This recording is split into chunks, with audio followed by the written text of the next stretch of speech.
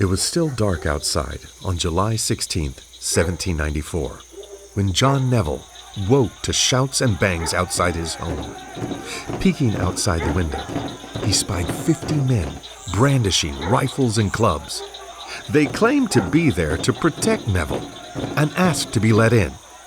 But Neville knew better. These men were likely from the same groups that had been harassing Neville for months. Neville was a tax collector, and to the mob outside, he was the worst kind of tax collector. He was responsible for taking the duties on distilled spirits in the rural countryside outside of Pittsburgh, Pennsylvania. The crowds outside his window demanded that he return their money and burn the records of those who owned stills. Even more, they wanted him to resign. Neville refused. The crowd grew more adamant. Neville rallied the enslaved men of his household and charged them with protecting his home. As the crowd swelled, a gunshot rang out from the house, mortally wounding a man. Suddenly, bitter black smoke engulfed the entire property as gunshots peppered the early morning gloom. 5 protesters were wounded. 1 died. The mob quickly fled. But the next night, over 400 locals returned. Some say it was as many as 800. This time, Neville was ready. 11 soldiers from Fort Pitt guarded his home. Once again, the situation exploded into violence. 2 rioters and 1 soldier died. Many more were injured. In a desperate attempt to save his life, Neville fled into the woods behind his home. As he hid within the dark trees, his sight may have been filled by the blaze of his home behind him, as rioters set fire one by one to all of the buildings. Neville was not the only tax collector to be attacked. Since 1791, opponents of a new tax on whiskey and distilled spirits had escalated their demands. Violence had erupted before, but the attack on Neville's home led to a new crisis. Emboldened protesters set their sights on a new target, the city of Pittsburgh. Their numbers swelled to 7,000. These rebels wanted not only the repeal of the excise tax, but freedom from the limits of federal authority. For Washington, the rebellion held echoes of the revolution of days past. Except this time, the rebellion was against his administration. And it wasn't just Washington's presidency in the crossfire, but the entirety of the federal government. What were the limits of the federal government's powers in suppressing domestic rebellions? And how would Washington prevent the so-called Whiskey Rebellion from erupting into a full-scale revolution? This is Inventing the Presidency, Episode 4, The Whiskey Rebellion.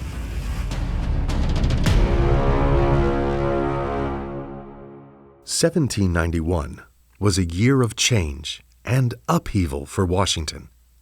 It was the year of Sinclair's defeat. It was when the whiskey tax passed and the first protests began. It is also when the U.S. Capitol made its big move. After 16 months in New York, the decision was made to move the capital to Philadelphia. This was a temporary measure. The passage of the Residence Act of 1790 determined that a new city would be built on the banks of the Potomac River that would officially serve as the capital city beginning in 1800. That gave the U.S. government 10 years to construct the city from scratch. In 1790, they called it the Federal City, but we know it today as Washington, D.C. In the meantime, the capital would move to Philadelphia. Washington had been involved in the choosing of the new location of the permanent capital, although he himself would never live there. To Washington, the Potomac was the gateway to the West. It also didn't hurt that the new federal city would be roughly 15 miles from his Mount Vernon plantation. Other Virginians also applauded the decision. To Jefferson and Madison, it provided a location at the geographic heart of the nation that conveniently also happened to remain close to Southern constituencies. The contentious debate also aggravated tensions on the topic of slavery. Many from the South were pleased by the decision to place the federal city on the Potomac River, where it would be bordered by Maryland and Virginia, which together held more than half of the enslaved population of the United States. Not all were pleased. Philadelphia wanted the capital to remain there permanently. They even tried to build a grand presidential mansion in a bid to keep the capital. Washington refused to live there, believing it to be too lavish. He chose instead to reside in the home of wealthy merchant and former delegate to the Constitutional Convention, Robert Morris. As the largest city in the country and de facto cultural capital of the young nation, the city also had certain clear advantages. Meanwhile, Alexander Hamilton favored New York to the extent that some called the city Hamiltonopolis. New York was quickly growing powerful in the financial sector, and Hamilton wished to establish a national economy that would see the United States prosper. Moving the capital from New York wouldn't slow Hamilton down, however.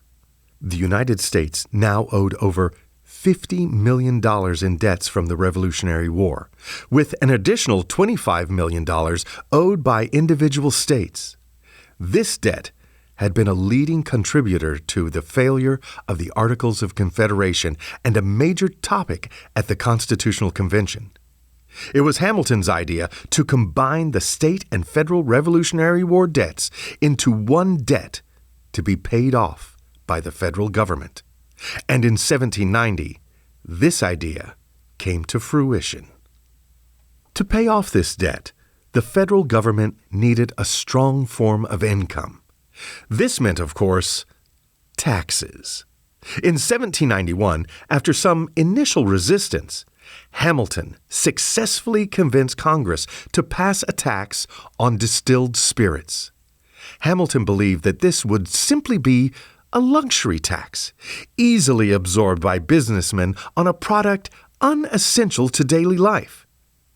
But he was wrong.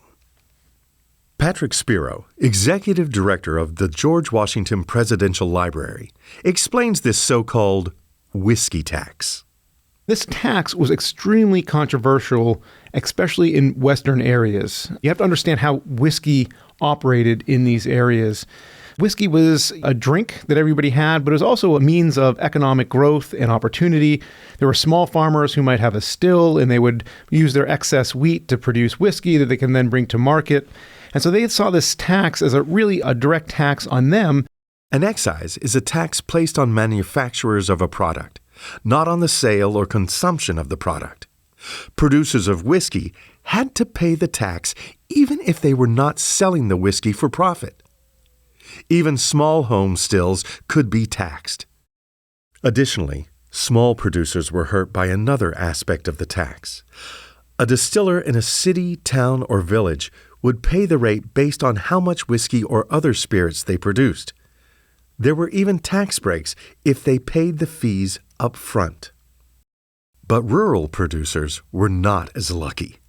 They paid based on how much they theoretically could produce, based on the size of their still. Most farmers never produced anywhere near as much whiskey as this limit allowed. In practice, poor farmers in the West often ended up paying up to twice as much tax per gallon as their wealthy Eastern counterparts. And there was no guarantee that they could make that money back by selling it, if they even sold it at all. With up to 25% of domestic whiskey and spirits production occurring in the farmyards and outbuildings of western Pennsylvania, many interpreted the new law as a direct attack on these poor rural farmers. And because federal agents had the authority to enter their homes searching for stills, they saw the enforcement of the tax as a clear violation of their liberties. Resistance to the tax occurred not just in Pennsylvania, but across rural areas in the United States. But it was in Pennsylvania where the resistance would mobilize into acts of defiance. Rural Pennsylvanians formed committees, and many refused to pay the tax. Others erected liberty poles topped with the red cap of liberty, just as they had done during the Revolution. As is probably no surprise, Americans have a famous mistrust of taxes on internal goods imposed by distant governments. The Stamp Act, which inspired the rousing cry of no taxation without representation, had been rejected by colonists who had no say in the laws being passed in London. Nor would it be the first time that the American debt had led to unrest. In 1787, protests against oppressive debt collection practices and unpaid Revolutionary War wages led to a violent insurrection in Massachusetts known as Shays' Rebellion. Many who resisted this new whiskey tax saw themselves as taking on the mantle of a decades-long struggle against unfair taxation and the overreach of government. Patrick Spero explains more. So here we are in 1791, having fought a revolution that in many respects began with colonists protesting against taxes imposed on them by a distant, remote government in London. And here in 1791, George Washington, the person who led the fight against the British Empire, is now proposing to impose taxes on these very people who had fought a revolution, rejecting taxation. And what's interesting about the Whiskey Rebellion is Washington's arguments for it and the protest against it. It really sounds like it's the American Revolution happening all over again. Washington argues that this tax is necessary for the Union. The United States had taken on an enormous amount of debt after the American Revolution, over $70 million they had to pay off. And Washington believed that this debt was a national debt, and so he assumed the debts of the states along with that the Confederation Congress had taken on. And then they had to confront how to pay for it. And this is the exact same issue that the British Empire was confronting after the 7 Years' War in 1763 that led them to pass the Stamp Act and all the other taxes that followed it, like the Townsend duties and the like.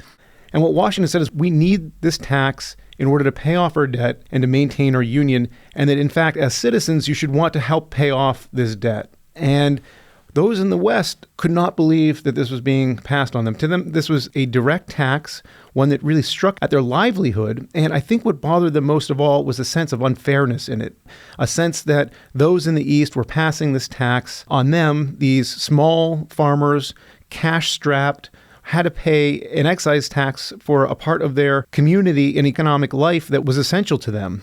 This excise tax was passed in March 1791. In August, the United States military lost at Sinclair's defeat. Confidence in the federal government plummeted. Those in the Western territories no longer believed the government could protect them against raids by Native Americans. And with the tax, many believed that the federal government did not have their best interests at heart. These fears spoke to a larger ideological divide that was widening between Americans. At this point in American history, there were no formal political parties.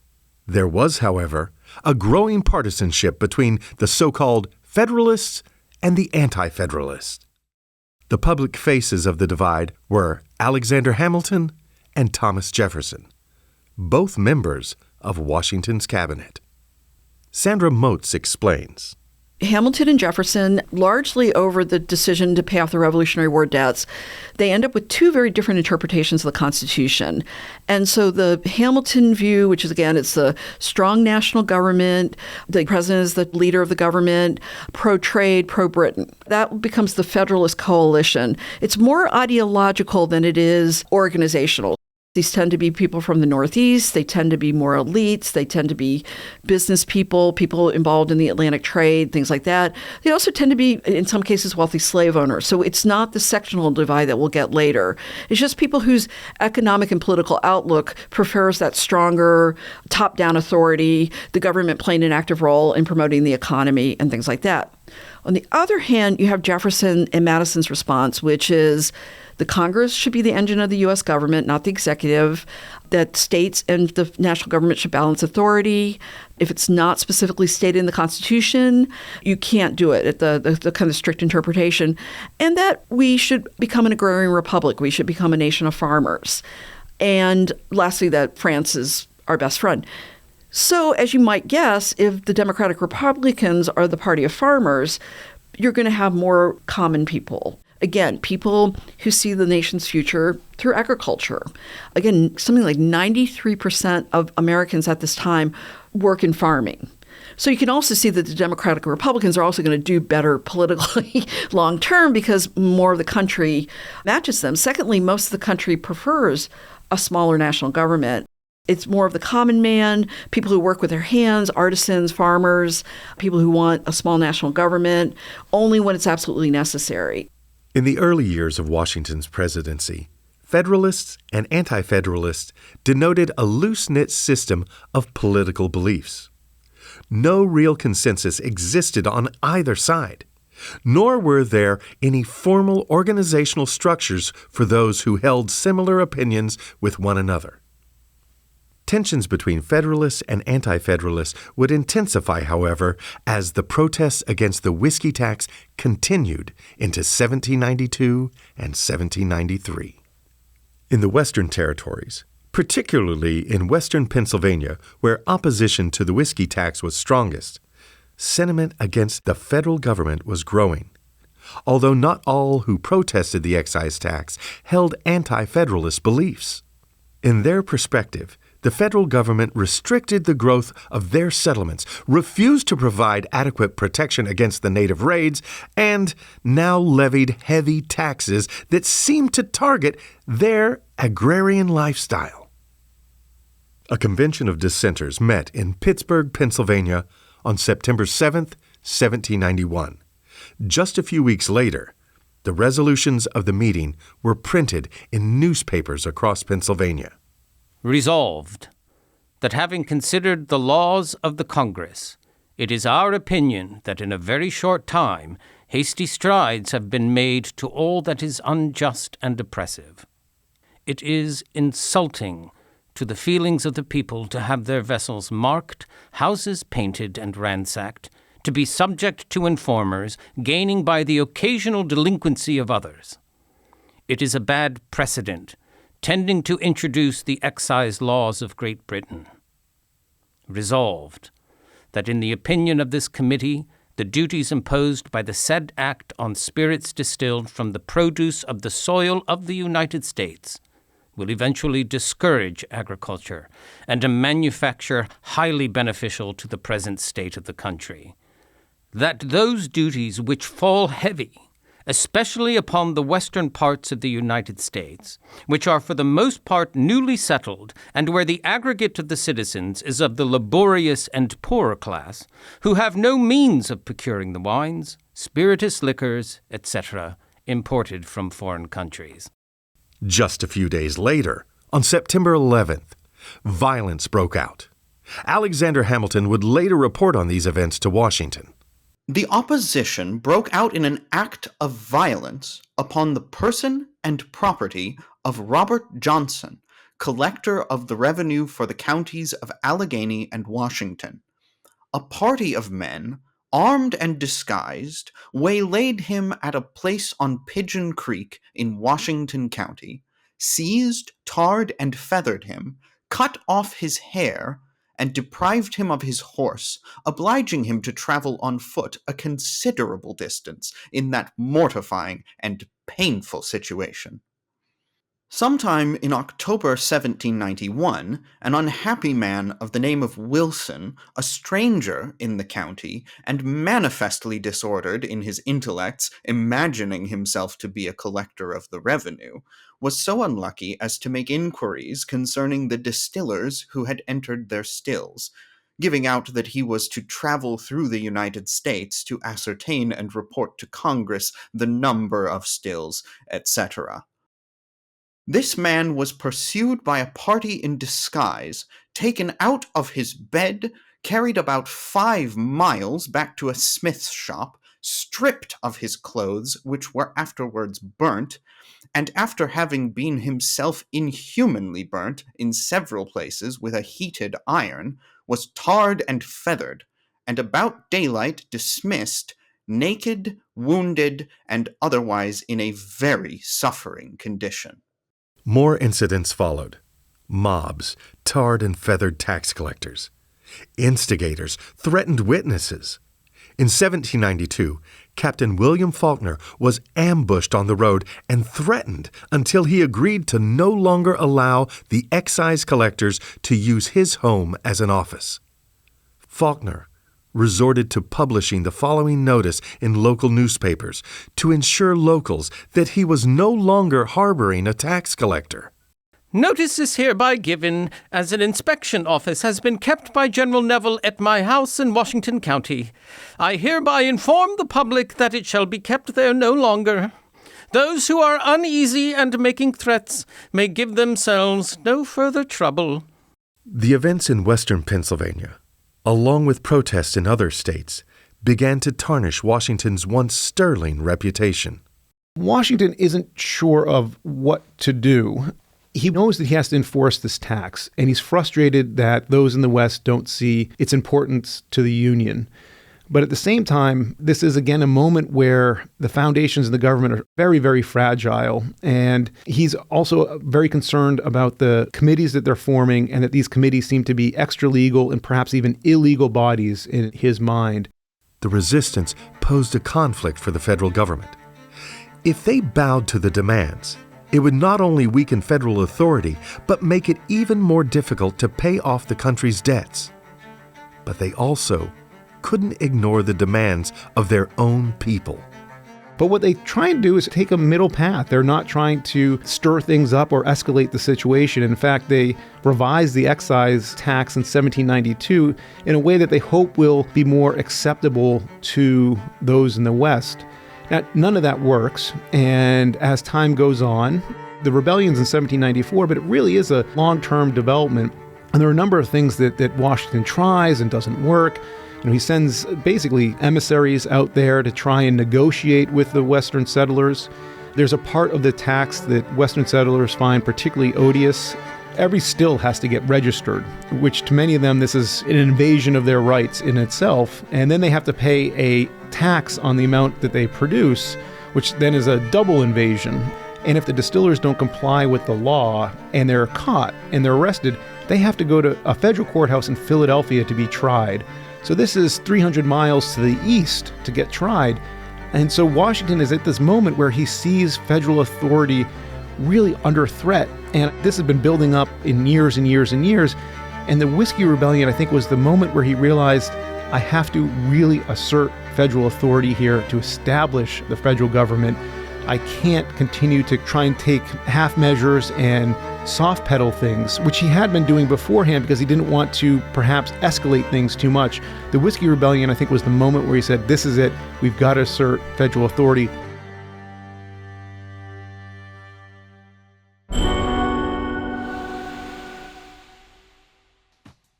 Are you enjoying Inventing the Presidency? Do you want to help other listeners find our show and learn about early American history? Then consider leaving us a review on your favorite podcast app. We would love to hear your thoughts about our podcast. From everyone here at the George Washington Presidential Library at Mount Vernon, thanks for listening.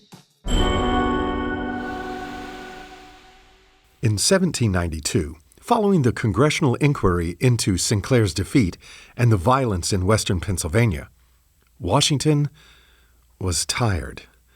His term was coming to an end in 1793, and he looked forward to a potential retirement. At this point, Washington was 61 years old. He still yearned to return to his farming at Mount Vernon, and the stresses of office had worn at his health. Washington doubted whether he should take a second term as president. In November of that year, he confided his concerns to his close friend Elizabeth Powell. Powell was alarmed by the suggestion that Washington might retire. She feared, like many in Philadelphia, that Washington's departure would tip the scales of power towards those who sought to disempower the government Washington and others had worked so hard to build. The Whiskey Rebellion was far from the only thing on Washington's mind at this point. The British were at war with France and were seizing American ships carrying goods into French territories in the West Indies. They were also building new forts along the Miami River, not far from the site of Sinclair's defeat. The yellow fever epidemic raged in Philadelphia, forcing Washington to temporarily move his office once again, this time to Germantown, Pennsylvania. We'll discuss all of this in more detail next episode.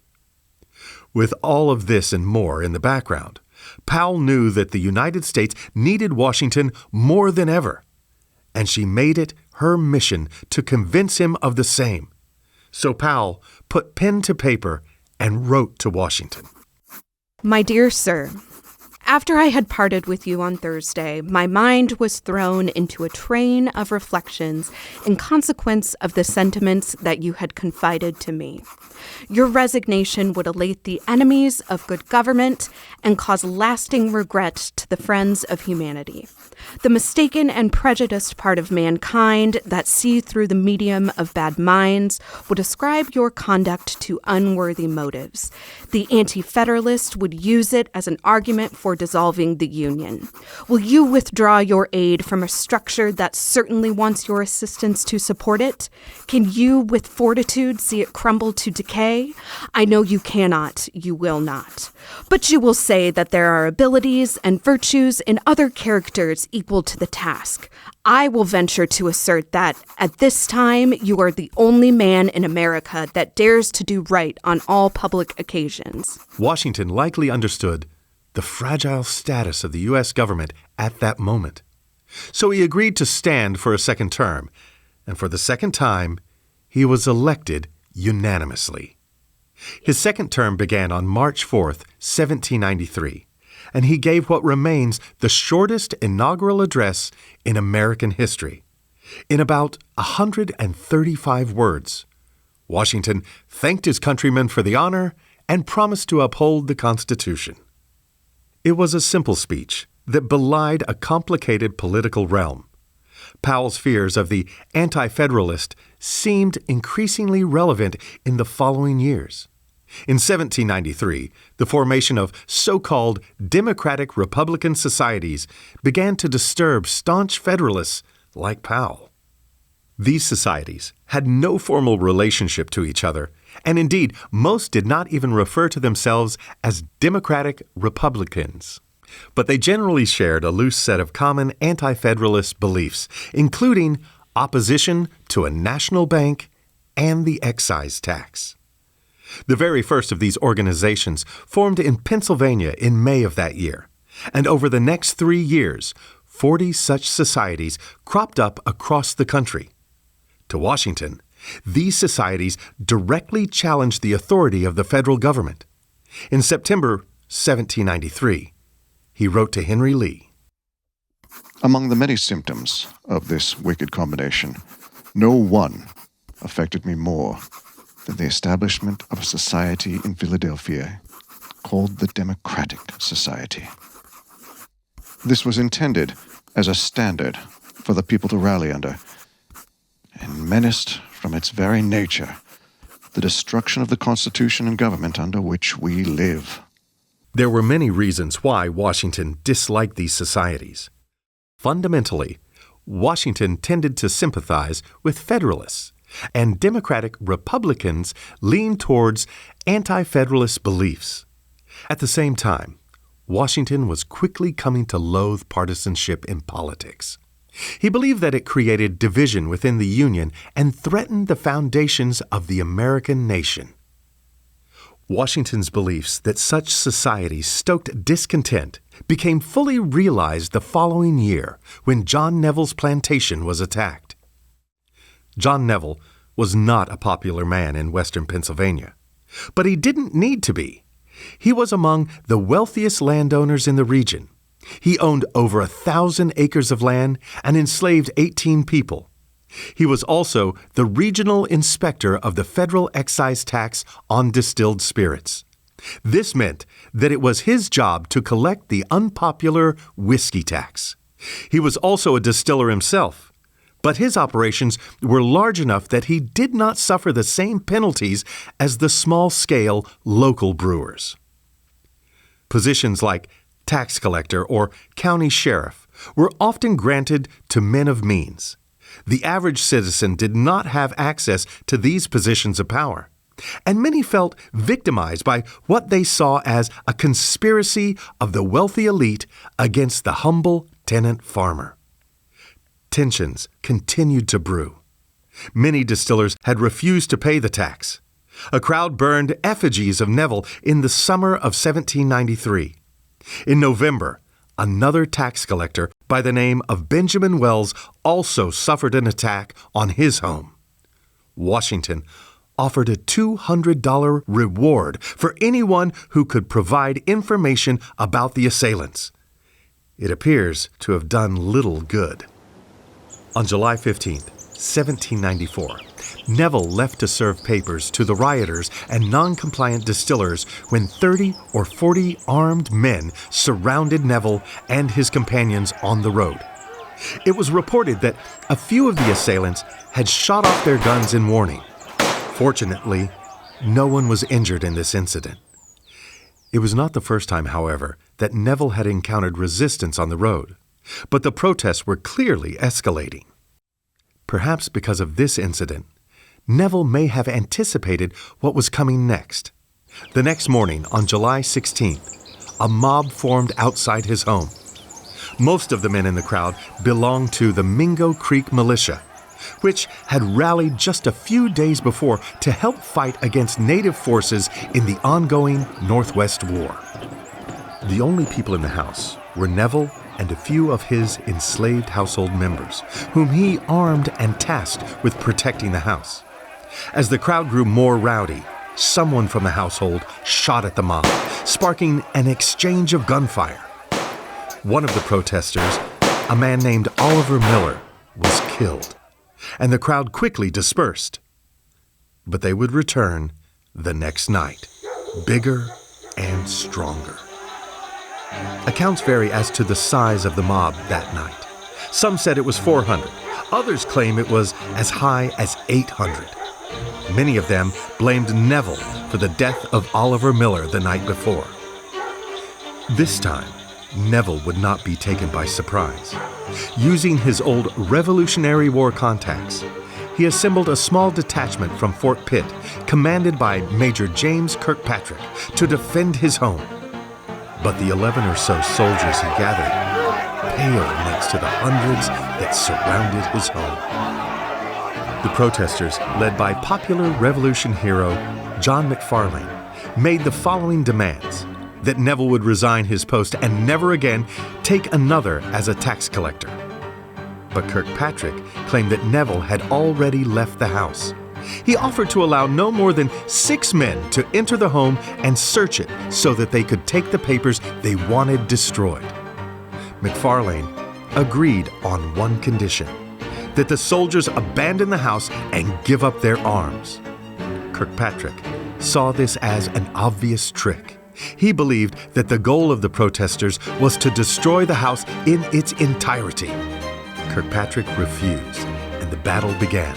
For an hour, the two sides exchanged gunfire.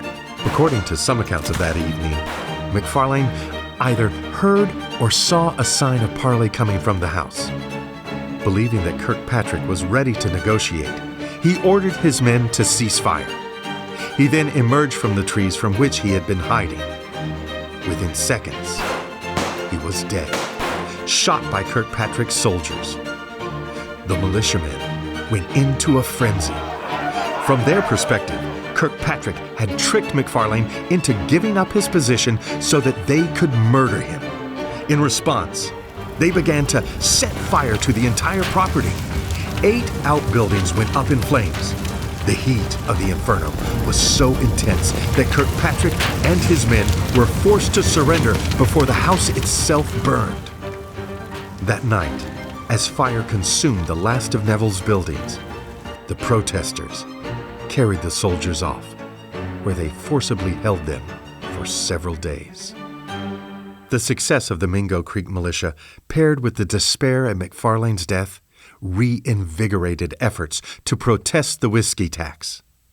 The fervor quickly spread to the surrounding counties, and plans were made for a new assembly at Braddock's Field in August. This assembly would precede a march to Pittsburgh, where they planned to overtake the city's garrisons. 7,000 rebels attended the assembly at Braddock's Field.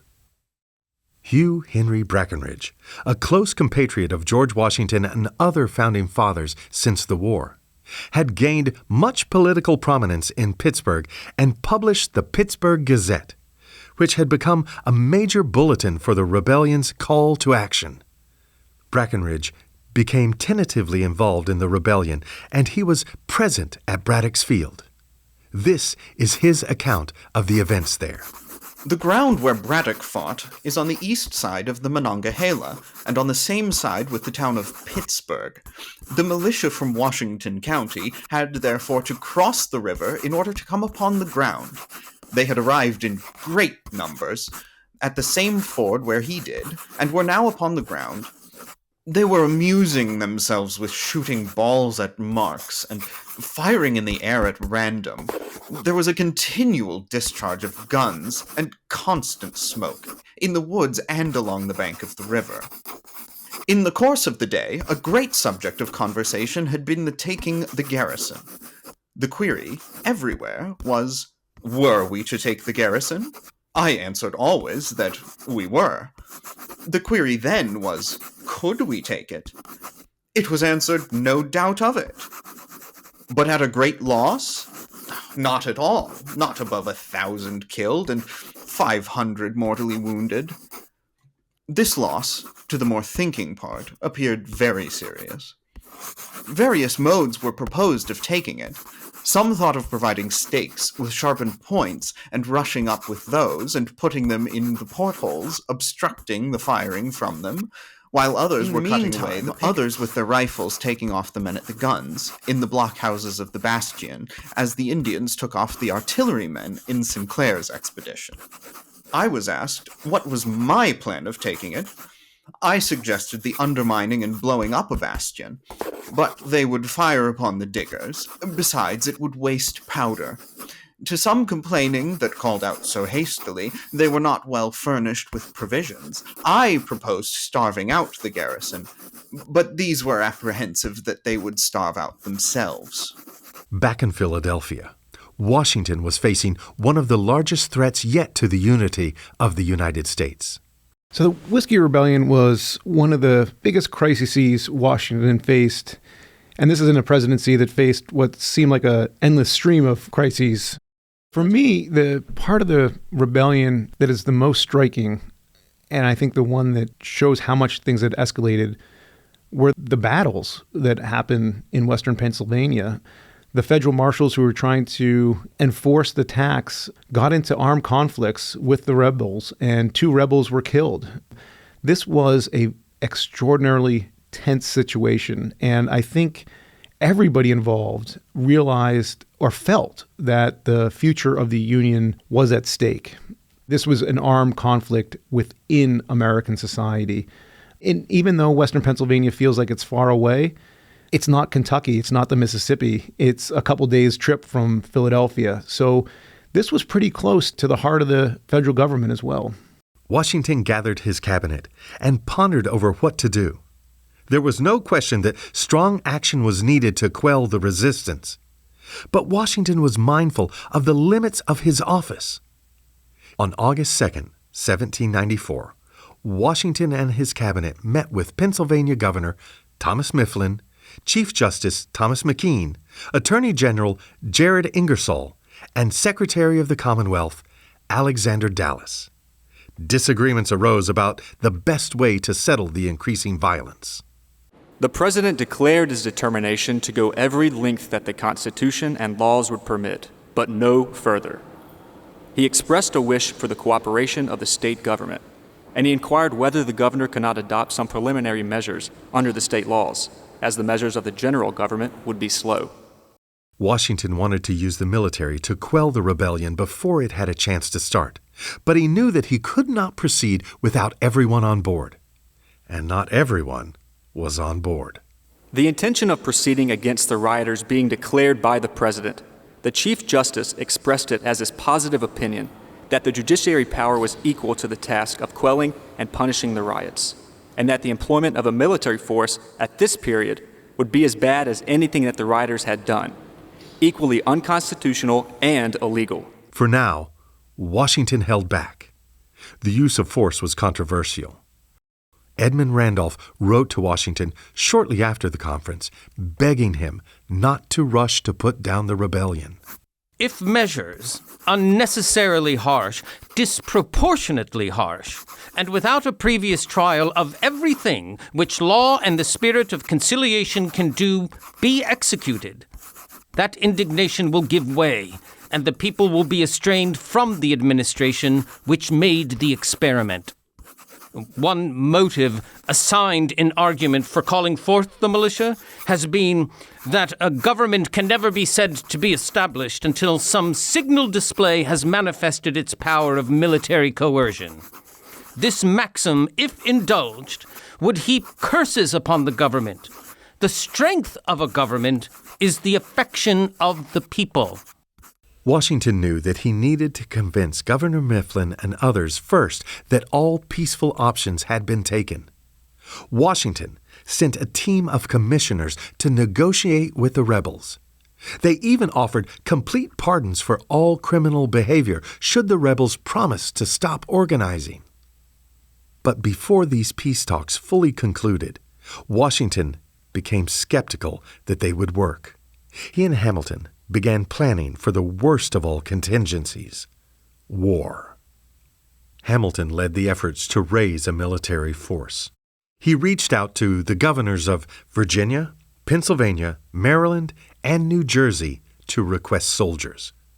They eventually managed to rally 12,950 men. These troops would gather in Carlisle, Pennsylvania, and Hagerstown, Maryland, and stand ready should peace talks fail. They didn't need to wait long. By the end of September, fears of a rebel march spread. Liberty poles were mounted in towns across western Pennsylvania. The federal government had refused to repeal the excise, and thus the commissioners had failed to convince the rebels to lay down their arms. As the federal government's troops gathered in the towns of Carlisle and Hagerstown, Washington knew that he could not stand back and watch. On October 4th, he arrived in Carlisle to greet his new army. He then rode out to Maryland to meet the rest of the soldiers. Washington had no way of knowing it, but this was already an extraordinary action in American history. Washington remains the only president to oversee the command of troops while sitting in office. Washington's visit invigorated the troops and boosted morale. Still, he was uncertain of whether or not he would march out with the troops to Pittsburgh. After reviewing the troops and speaking with other military leaders, Washington determined that he was not needed. His presence in Carlisle and Hagerstown had already sent shockwaves through the rebellion, and he was satisfied with the quality and training of the American soldiers sent to calm them. Assured that the rebellion would crumble without need for excessive violence, Washington entrusted the command to General Henry Lee, better known as Light Horse Harry Lee. Washington returned to Philadelphia. Just a few days later, the troops marched to Pittsburgh, ready to meet with the rebels. Few knew what would greet them as they entered the heart of rebel territory. Would a new war break out? Would the army be forced to violently put down a civilian insurrection? Fortunately for the United States, The answer was no. Washington's appearance in Carlisle and Hagerstown may have demoralized the rebels. And if that didn't do it, the 12,000 men marching towards them certainly did. During the march, the troops saw occasional displays of defiance as liberty poles continued to crop up in the countryside around them. But they encountered no violent resistance. The rebellion was over. The troops did eventually arrest over 150 people in connection with the rebellion. Only 2 were ever convicted, and in 1795, Washington granted both of them pardons. The Whiskey Rebellion had escalated for 3 years, and now it had fallen apart in a matter of days. Washington's leadership during this time promoted the strength and unity of the federal government against challenges to its authority. By delaying a show of force, Washington made a good faith effort to attempt a peaceful solution. At the same time, by preparing to march out with the troops, he also demonstrated the strength and conviction of the federal government. But Washington was aware the divisions that underscored the Whiskey Rebellion remained prevalent in the young republic.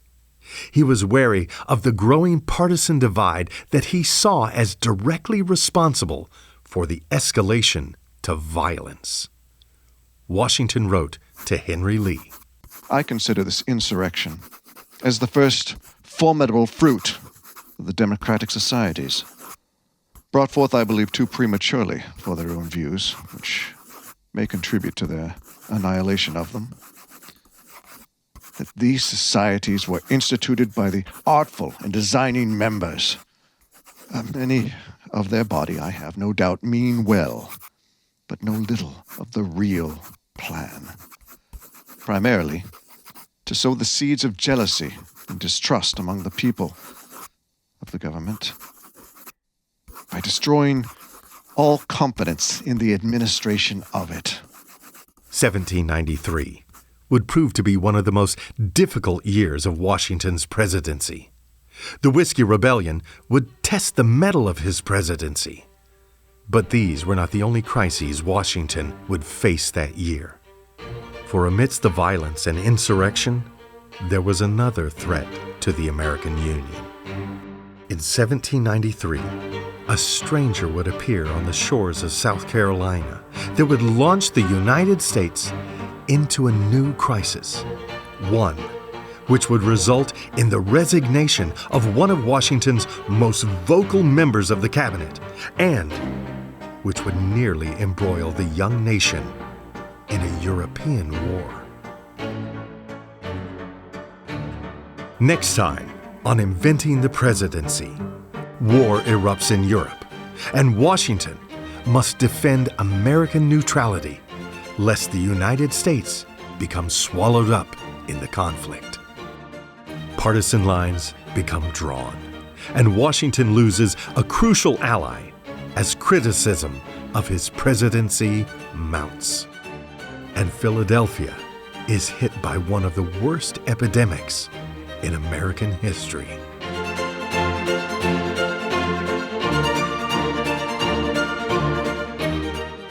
Inventing the Presidency is a production of the Mount Vernon Ladies Association and CD Squared Productions. This episode was written and directed by Dr. Ann Fertig. Audio production was done by Kurt Dahl of CD Squared Productions. Production assistant was Jacob Cameron. Narration by Tom Plott, with additional voice acting by Dan Shippey, Matt Mattingly, Samantha Snyder, Breck Pappas, and Nathaniel Kuhn. Additional fact-checking was performed by Dr. Alexandra Montgomery. We would like to thank our contributing scholars to this episode, Dr. Patrick Spero and Dr. Sandra Moats. To hear more great podcasts from Mount Vernon and the George Washington Presidential Library, visit georgewashingtonpodcast.com or go to www.mountvernon.org.